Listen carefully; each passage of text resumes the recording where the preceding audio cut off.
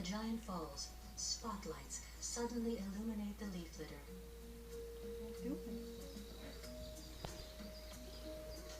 A bright future beckons the seeds from the shadows. Who knows what heights they may reach?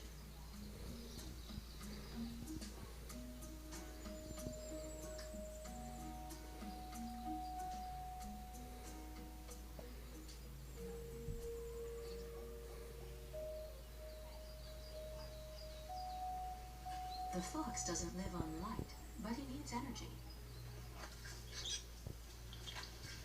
He gets it from the field mouse, which got its energy from plants. Death for some means life for others.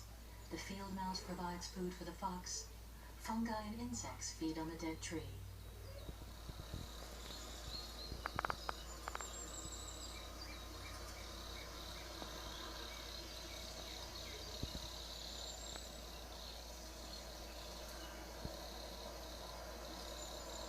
Beetles carve out a niche for themselves in the